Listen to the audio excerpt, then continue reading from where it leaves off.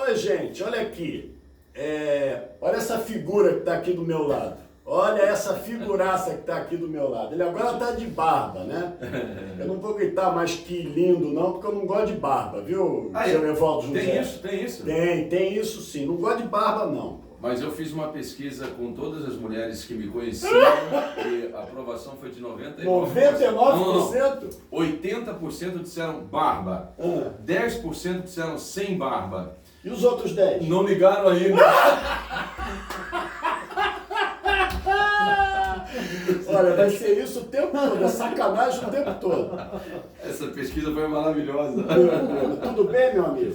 Tudo ótimo, estou muito feliz de estar aqui, Felipe. Pô, eu é que tô feliz, a beça. Parabéns pelo canal, hein? Eu é que vou gritar que lindo, Sônia. Como é que surgiu que lindo? Cara, no Gol do Pet, em 2001, a gente estava na Rádio Brasil, quem estava lá na ponta? Não, você narrando e eu comentando. Isso, mas quem estava atrás do gol você não vai lembrar. Não. Ele pediu folga no Ceasa para trabalhar no jogo. Antônio Jorge de Oliveira? Jorjão de um lado, Duarte do outro. E a gente fazendo a transmissão, foi o que lindo. Na segunda-feira, depois da conquista... O gol do Pet de falta em cima do Elton. Do goleiro Elton. Na Na segunda-feira você entrevistou o Luiz Mendes. No dia seguinte? No momento esportivo. No momento esportivo. Sim. E como era de costume, a gente colocava o gol do sábado, domingo, enfim, o gol do final de semana, botavam os gols lá. Ninguém faz isso, né? A gente fazia. E aí, cara, o Mendes ouviu essa narração. A primeira vez que ele me encontrou, porque o Mendes ia para os estádios fazer o comentário sempre, né? Enquanto ele conseguiu caminhar, ele ia para todos os estádios. E o Mendes me chamou e falou: garoto, adorei aquela narração, grita que lindo sempre. Eu fico com aquele negócio na cabeça. Eu passei a dizer que lindo só quando fosse um gol muito bonito. Em 2003 eu fui trabalhar na Rádio Globo, você lembra muito bem. Fazia a leitura do Globo no ar e narrava os jogos. Eu voltei para a Rádio Globo em 2007. Eu lembro disso. Eu voltei para a Rádio Globo. Eu já estava na CBN desde 2004. Eu sei disso. Aí, Felipe, o Mendes me chamou: garoto, vem cá. Que lindo, tem que ser para qualquer gol de canela, de barriga, gol contra, sempre. Porque para o torcedor não tem um gol mais ou menos. Todo gol é espetacular. E eu segui o conselho do Mendes e qualquer gol comecei a gritar que lindo, que lindo, que lindo, e a galera gostou. Há controvérsias, né? Mas, sem dúvida nenhuma, que o gol do Pet ele não pode ser comparado a um gol contra, não é verdade? Mas, vindo do Luiz Mendes, a gente assina embaixo. Tem uma licença poética aí, sem né? dúvida nenhuma. É verdade. Aliás, o Evaldo, a primeira rádio que eu trabalhei com você não foi a Rádio Brasil, foi a Rádio Tamoio. Eu nem lembrava mais. Na Urca, na rua Portugal. Bons tempos, hein? O César Riso, que é um cara que eu tenho uma saudade incrível, que Deus o tenha, em ótimo lugar. Eu tinha raiva dele porque o Evaldo cobria as entidades. Você lembra disso? Lembro. O Evaldo ia para a sede da CBF na Rua da Alfândega e o César só iniciava o programa com a CBF que ele queria escrever o trilho de arbitragem no programa. E ele ficava soletrando o árbitro. O Evaldo dizia, por exemplo, na época, Fla-Flu, vai apitar o... Hilton Moutinho. Hilton Moutinho. Aí ele escrevia assim, no ar, falando no ar. Hilton Moutinho. E os auxiliares, quer dizer, ele fazia o programa pra ele, não era pro ouvinte. Tiro de meta da CBF. Tiro de meta. Bicicletas Amazonas. Você lembra que o César, o César, na minha trajetória, ele tem um papel muito legal. Porque eu comecei a narrar na Rádio 1440 e o César, um dia, indo para Niterói, ele para na ponte no engarrafamento, o rádio do carro dele quebrado, ele só conseguia sintonizar 1440. E ele me ouviu, E ele, é esse cara. Ele perguntou para o Mário Morango quem é que estava na rádio. Aí, opinião abalizada. E aí eu fui da Rádio 1440 para Tamoio. Aí foi para Tamoio. Era muito legal a Rádio Tamoio, muito legal. Espetacular. Olha, o estúdio da Rádio Tamoio era no térreo, né? Você lembra bem disso.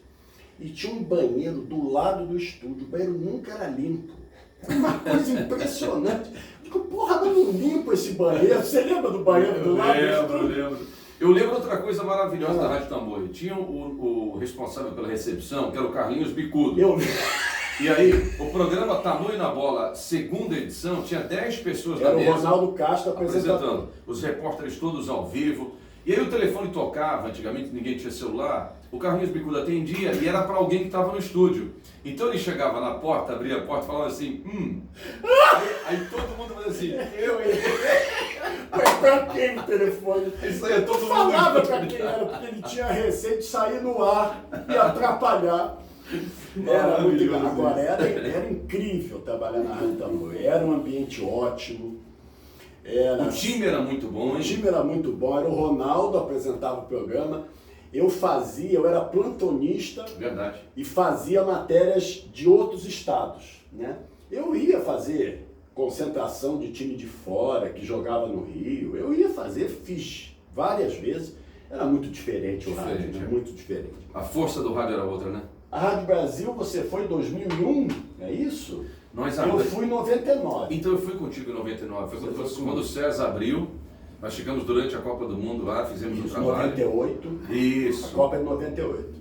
E aí quando a gente reabriu, acho que fomos com o Alberto Rodrigues, você, eu, Gustavo, lembra disso? Rodrigo Campos. Exatamente. É uma boa equipe. Uma equipe maravilhosa. Teve uma vez...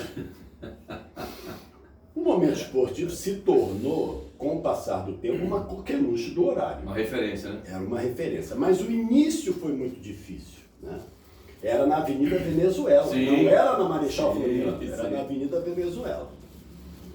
Teve uma vez que o Antônio Carlos Duarte, nosso querido Antônio Carlos Duarte, Portuga, chegou de um trem, era a apresentação do time de vôlei do Flamengo.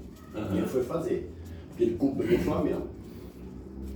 E a apresentação acabou antes do programa, ele foi para a rádio, botar lá a sonorinha dele. Ele gravou com a Leila, hoje senadora. A Leila era do time do Flamengo. Ele vira para mim e diz assim, Felipe, entrevistei a Leila, mas não achei ela lá essas coisas, não. Eu olhei pra cara dele e falei assim, mas peraí, você não achou a Leila essas coisas? Ela é tão bonita, pô. Cara, a Leila maravilhosa.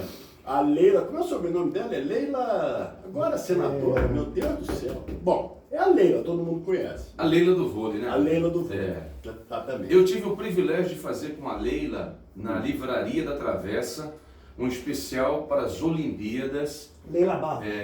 Leila Barros. Exatamente. Valeu, Marcelo. E ela integrou a mesa, a gente fez um bate-papo muito legal lá. Pô, ela era na CBN. Isso, na CBN. CBN com Éboli. Com Éboli. Exatamente. Isso. Bom, a trajetória da Rádio Brasil foi maravilhosa, porque você montar um futebol numa emissora sem nenhuma tradição de futebol, e ao contrário, uma emissora religiosa, é muito difícil. Então a gente capinou muito, né, Val? Muito. E a gente tinha uma coisa muito marcada para fazer. Cada um de nós... Fez sacanagem. Não. Cada um de nós, quando abria a transmissão, dizia um pensamento do José de Paiva Neto. Exatamente. E eu me lembro que cada um tinha mais ou menos assim, um repertório de 4 ou 5. Exceto o Ronaldo Castro, que só sabia um. Chega o jogo do Maracanã, Rodrigo Campos, um mau caráter do rádio brasileiro.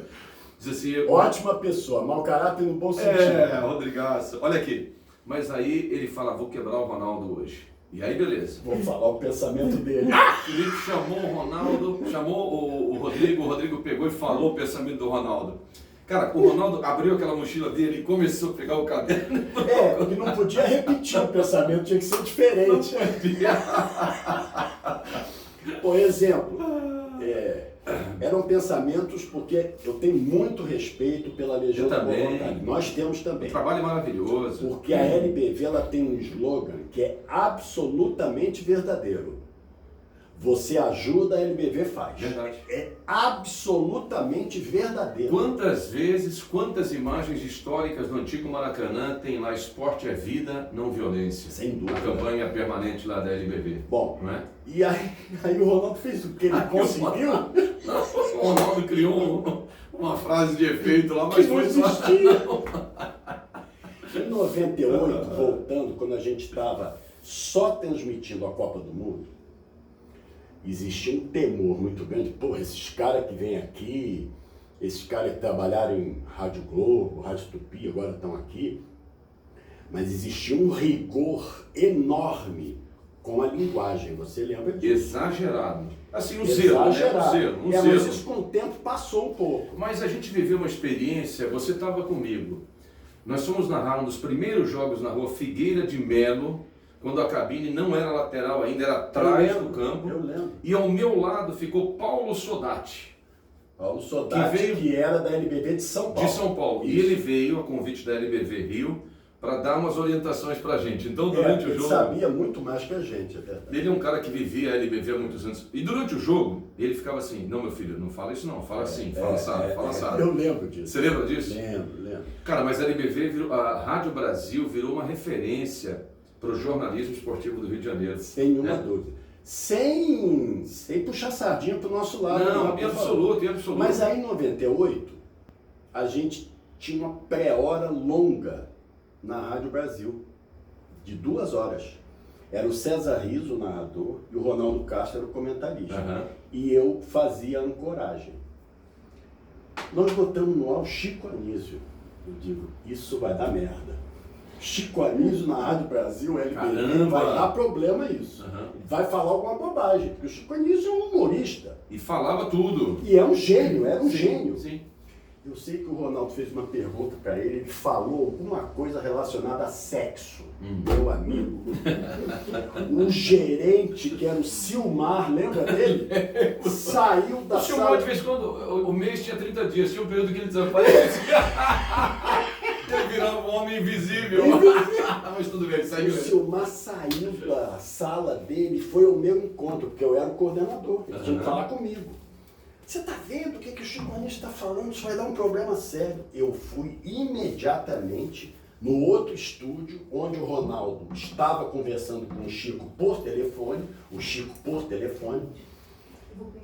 disse, Ronaldo, pelo amor de Deus, encerra essa entrevista. Eles vão tirar a gente do ar aqui, a gente não vai permitir a final da Copa. Era no Brasil e França, na final da Copa. Isso é verídico. Agora, voltando para o nosso período lá, o Momento Esportivo foi um programa de referência, sem nenhuma dúvida, e era engraçado, as pessoas riam muito comigo, porque eles nunca me entregavam na hora o programa para começar. É verdade. O programa estava marcado para 12h05, as orações acabavam 12h08, aí abria o programa e falava assim, muito boa tarde, não sei o quê, aí tinha o brado legionário, Deus está presente, não sei o quê. 12h08, hein? Eu vou repetir, 12h08. Aí no dia seguinte, entregava mais tarde ainda. Mas eu tenho saudade até hoje. Eu também. Não, e é uma escola, você vê que todo mundo que passou ali, ou que voltou depois para a Rádio Brasil, teve um engajamento no jornalismo esportivo do Rio. E muita gente que fazia cobertura de outros clubes, de outros veículos, e se pautava antes de ir para o treino, de ir para o clube pela Rádio Brasil. Chegou um momento que quando o programa acabava, porque o programa começou com 50 minutos, depois passou para 1h30 e depois para 2 horas. Um programa com início, meio e fim. Tinha... Em 50 minutos, o que ninguém consegue fazer em 2 horas. Deixava os concorrentes malucos, lembra disso? Eu lembro. O Gustavo Adolfo, querendo botar pilha, fala isso aí, fala isso aí. Então, a gente acabava o programa, Evaldo, já tinham 8, 9 créditos nos sites da Rádio Brasil. Você lembra disso? Lembro disso. Porque o programa era todo ao vivo. Tudo que acontecia na parte da manhã, em qualquer esporte, a gente cobria. Era pautado. E a equipe não era grande. Conseguia mexer de uma maneira que se cobria tudo. Foi muito legal o trabalho. Então, mas esse modelo de rádio faz falta hoje? Faz falta. Porque hoje você tem um congeladão, um concentrador. Hoje abre o microfone e sai falando. Infelizmente, o rádio hoje está assim, abre o microfone e sai falando. Muito, muito triste. Ó, vamos falar um pouquinho agora, para não deixar de falar de futebol. Eu sei que você tem simpatia por Botafogo e Internacional. Eu posso falar isso? Há boatos. Há boatos. Você acha que o Botafogo já subiu? Não, ainda não. Cedo. Não, né? Tem um retorno pela frente aí. Mas o time deu uma arrumada que para mim surpreendeu muito. O Anderson. Muito. Era muito improvável, pelo que a gente viu no Campeonato Carioca, a decepção que foi, na Copa do Brasil, tudo que o Botafogo deixou de fazer e não que fez, que o time conseguisse chegar a essa química. Mas para mim tem um divisor de águas. A chegada do Chay. Esse jogador é muito bom. Pô, como que um jogador o Botafogo contratou em definitivo. Em definitivo, junto à Portuguesa. Isso. Né? Foi a revelação do campeonato. Foi a revelação do campeonato e jogou muito na Portuguesa. Aliás, a Portuguesa montou um time interessantíssimo, né? É um jogador de porte físico avantajado. Habilidoso E é inteligente até para falar. Até para falar. Impressionante. É verdade. Um cara que atua muito nas redes sociais. Exatamente. Tem uma relação maravilhosa com a torcida do Botafogo. Mas entendo assim, Felipe, o retorno será mais difícil do que o que foi a campanha até agora. Porque essa campanha do Botafogo é totalmente fora da curva. Quer dizer, 11 jogos invictos, se eu não estou enganado, 9 vitórias, 2 empates, parece. Isso é totalmente fora da curva, ainda mais numa Série B que é tão equilibrada. Então eu estou com você. Eu acho que precisa manter o foco, porque senão alguém avança e passa. Então, e aí uma coisa que tem deixado a galera bastante assim, sei lá, animada ou motivada. Já tem 20? Já tem 20? Ainda não tem 20. É a possibilidade de ver o Botafogo, cara, conquistar alguma coisa esse ano. E a conquista para o Botafogo esse ano é o retorno para a Série A, o troféu do ano. Independentemente de ser campeão ou não. Isso é irrelevante. O troféu da Série B já está lá. Se terminar em quarto, está ótimo. Está ótimo, excelente. A subida é a conquista do ano. Penso a mesma coisa. Exato. Você vai dizer, porque eu sou campeão da Série B. E daí? Campeão não é ninguém, é campeão da... É até ruim. Que fica rótulo, né? Pro campeão da segunda divisão, fica esse rótulo. O Vasco, você acha que ainda tem alguma chance agora com o Fernando Diniz? Você acha que pode mudar alguma coisa? Cara, o Vasco é um time que, veja bem, quando começou a Série B, eu apostava muito mais no Vasco, pelo que tinha visto no Campeonato Carioca, na Série B, pelo elenco, pelo time. Todo mundo. E impressionante, né? Como que o Vasco se desarrumou, se perdeu no meio do caminho.